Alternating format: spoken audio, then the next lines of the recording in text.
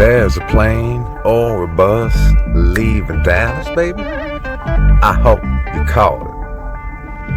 If there's a plane or a bus leaving Dallas, bitch, get on. There's a train flowing down the tracks, get on.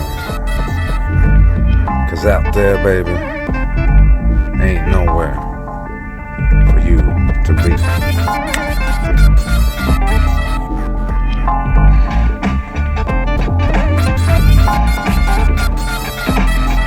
Bitch, run. Get up and run, baby. Get on that plane, bitch. Don't walk. Get up and run. Ass moving, baby. I know out there ain't where you wanna be. 'Cause where you wanna be, right here with me.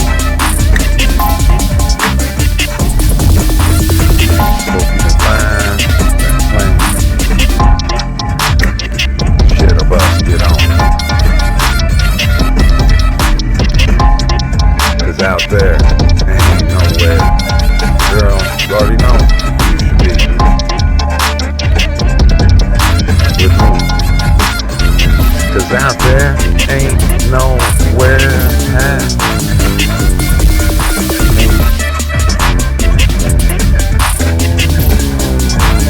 But if for some unforeseen reason you can't find me,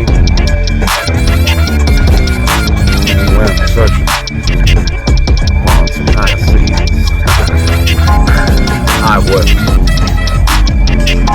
look too far. You already know where to find me, baby. Just run. Don't walk.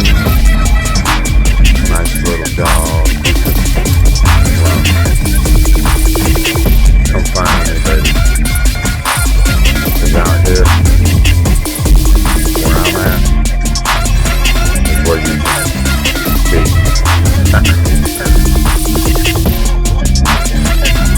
Shalom, Yasharal. I pray all is well. I wrote that little number last night just playing around. I was thinking about something and got a little inspiration, you know.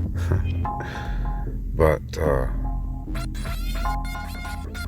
just like most days, what I intended to speak to y'all about is in no way related to what I am going to speak about, or is it? That's the question. See, we don't even know.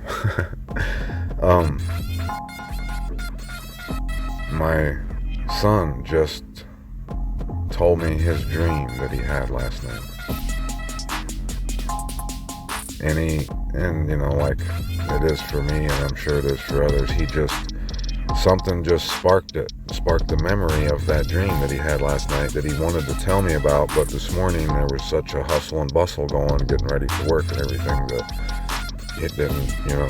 And on the way home tonight, it just came out of him, and all I got to say is Hallelujah, Baruch Yahuwah. And it sparked another one that he had. He said he thinks it was 7 months ago that he had it. Let me tell you about it. And it, just like the Most High always does with me and him, is he always confirms his word to us. And then there's no denying it. You can't go back on what you've seen. You know, he said that he wanted to drive, and I I was reluctant to let him drive, but I let him, and that he ended up, and once he was driving, that he was like the best driver ever, and that my jaw, he said my jaw was just on the floor, like I was amazed at how good he could drive, right? And this is how his dream started out. You know, he's only 12, so but he said that there was after I seen that he could drive like that, I was like, I could rest easy. You know, I trusted in him driving, and that's what he wanted. You know, that was like the main thing in the beginning that he got out of it, was that I was, after seeing him drive, that I was, I could trust that he could get the job done driving, you know. And he said we went to a bridge, and there was a bridge where all these people were going across it, and there was a big hole in it. And he insisted that we go around, and he said that I would not. And I got out of the truck and walked up to the bridge, and he said I was almost falling off and I was dying. He said, and everybody that was walking through that bridge was like falling off, and he said, and through the hole he could see a city that was just blazing with fire the entire time. And that I somehow made it down around this hole, he said. And then he went out of town, and he said he stopped and got a hotel, like a little dive hotel, and he knew somehow that I would meet up with him there. And he said the next morning he went to sleep, and the next morning he woke up to me knocking on the motel room, and he looked out the peephole, and he seen it was me. And he said when he let me in, I was burnt up to a crisp, and that I had like 2 hairs, he said, on my head, and that you could still see the flames on some of my body, like on my arms. And he said, but you were okay, but you were like half dead. He said you were almost dead. And he said he loaded me up in the truck, and we went west to the destination. And on our way there, we stopped and stayed at another hotel. And he said that I started to get better as the further west we went. And he said I asked him to get me some medicine for my burns. And he grabbed a book, and I told him to pick up this book and hand it to me. And when I opened it, there was a tube of medicine inside the book, like hid out in the book, that I pulled out and put on my arms and on my body, that healed me. Now you tell me, people. And this ain't nothing. This is all the time for me and my son. And it's like I said, it's always confirmed. He didn't know. He had no idea what that was even about. And I just, when he said it, you have no idea,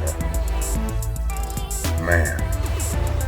And he said that the next day I was better, and we got in the truck, and it was this. I'm not going to tell you what kind of vehicle I'm in right now, because that's none of your business. But it's my favorite vehicle, and I've had a couple of them with son, and he's got to see how I've went. It's been a journey to find the right one, and I finally got the one, the color I wanted, and everything the way I wanted it, and I got it, and that's what I got. And he knows, like I'm big on this kind of vehicle, right? You know, and now I finally got the one I wanted. And he said that's what we were driving. And that's been kind of a toss-up for me. Like, I've often wondered, you know, because I've went through vehicles here lately, and it's been crazy. So I've wondered, you know, what I was going to be in heading that way. And I know that sounds stupid too, but you know, it is what it is, you know. Dottie Ben Yahuwah on the mic, baby. What can I say? But so he said we drove, and he said he went, and Blake loves to drift. He thinks he's going to be this big drifter someday, and me and him have this argument back and forth. You know, I just play with him and tell him that he's got to do this and that, whatever. Well, he said we were on this dirt road out west in Utah. I'll give you that much, people. You already know, if you've been here long enough, you know what I'm talking about, in the area I'm talking about. He said we were driving through a dirt road and we were just laughing and having the best of time. And he said we pulled up to this huge wall that had these huge gold gates. And he said he could see rainbows on the other side of the wall. Sorry.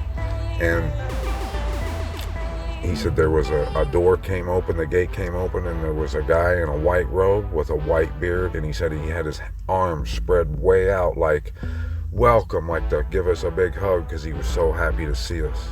And he said we were smiling at each other. He said, but when I had got to the hotel from the bridge where the hole was, where people were falling through it, he said I was half dead. And that's exactly what has happened. And I know there's no way I could ever convey even a drop of this to you guys. But I just hope that your story has been as spectacular as ours. And I hope that I meet you at those gates. And I won't bore you completely with the other dream, but I will give you this one little hint. He said that I was living in a house that had huge speakers and huge banners with the name of Yahuwah all over it. And that I flew in a chariot that moved at the speed of light. Yeah, baby. I love y'all. Everything that we get, all good things, come from only one source. And that is the Most High. And his name is Abba, Yahuwah. Do not get it twisted. He gets all honor, all glory, all praise, and all esteem, baby. Get you some. These out.